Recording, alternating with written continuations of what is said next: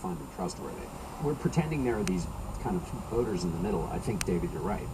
It's essentially partisanship, and a lot of.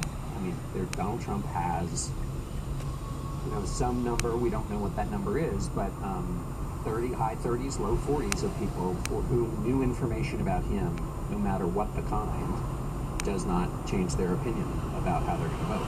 People are not uninformed. They're just choosing to turn right onto Wedge House Road. I mean, the other thing I think we have to go back to a little bit is the gender and race divide that we touched on earlier. Continue on Wedge House Road for 2 miles. Election, he is going to win with white people, in particular white men, and with low to zero support from certain other groups. I mean, essentially, he is going to win without black people.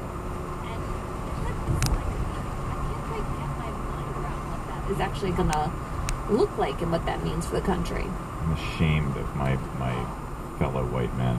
I'm ashamed of us white men. I think you're right.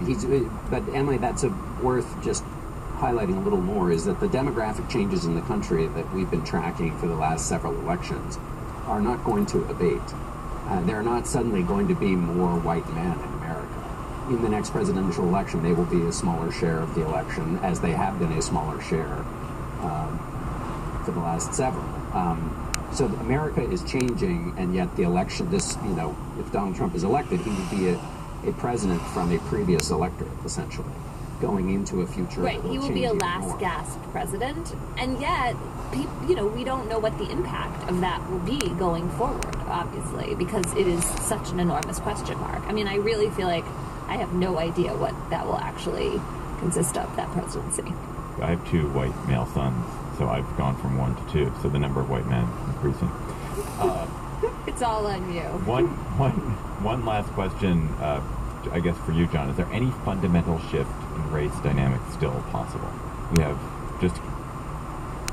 just the weekend, essentially. Yeah, I don't think so. I mean, and yet last week we taped on a Thursday, and then on Friday Jim Comey made his announcement. So maybe we shouldn't say that it's impossible. Well, but there may not be that much evidence that the Comey announcement did much. Really mattered. Well, yeah, I mean, which would be very rational of the electorate, since it really shouldn't matter, since it was about so much uncertainty. But we can talk about that more in a moment.